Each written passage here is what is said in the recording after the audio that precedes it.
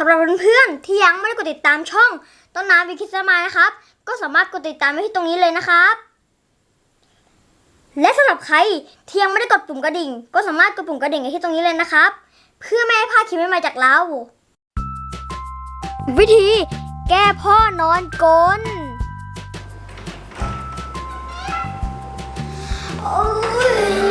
ง่วงมากเลยไปนอนกันเลยนะง่วงแล้วไม่ไหวแล้วนอนดีกว่าหนูก็นอนด้วยพ่อ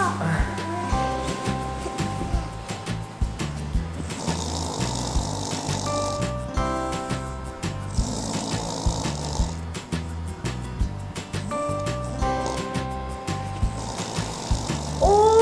ยหนูหู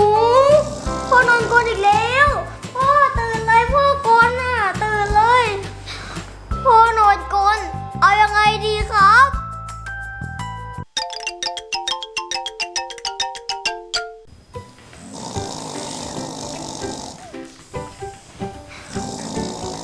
วิธีหนึ่งปิดปากพ่อปิดไปเลยได้แน่นอน100%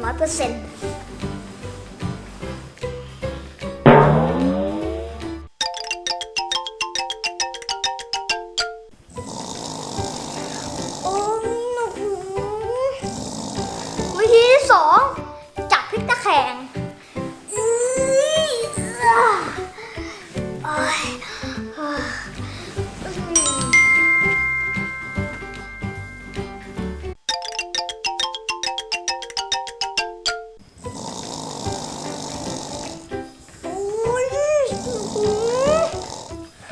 วิธีที่สาม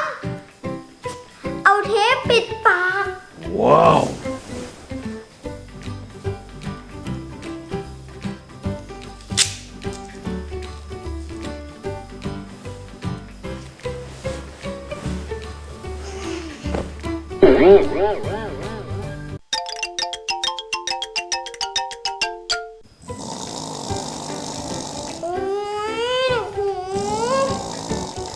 วิธีต่อมาเอาหูฟังมาปิดเราจะได้ไม่ได้ยินเสียงก้น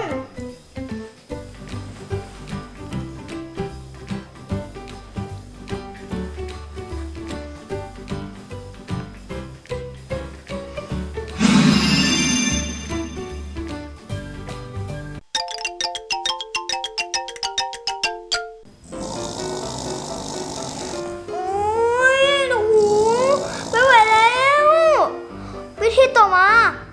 นอนก้นแข่งกับพ่อ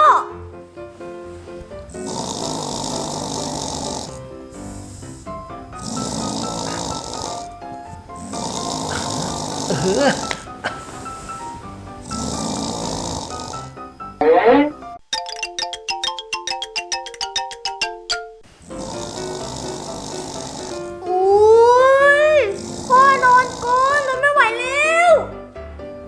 ต้องใช้ที่ปิดปากข้างนี้ก่อนเลยนี่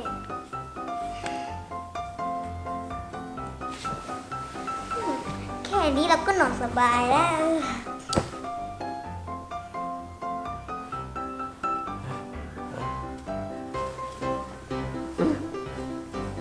มาได้ไงเนี่ยนอนต่อดีกว่า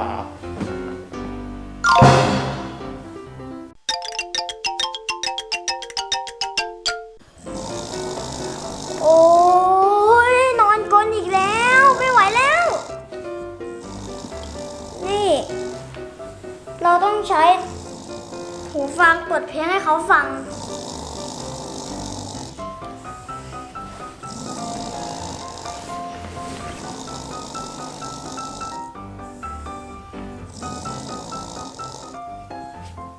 เปิดเพลงก่อน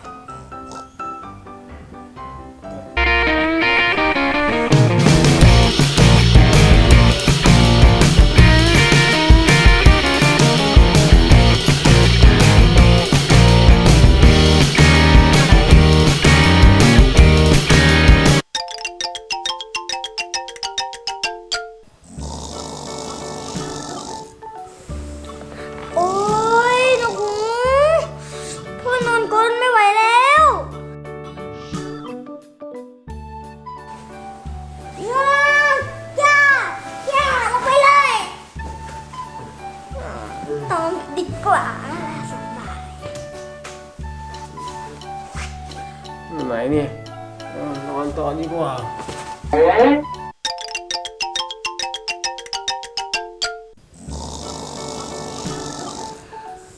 ยทนไม่ไหวแล้วสุดๆแล้วมานี่เลย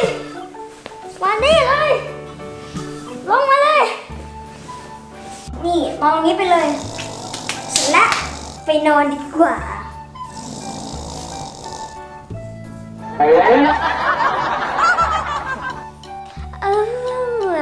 คราวนี้สบายแน่นอน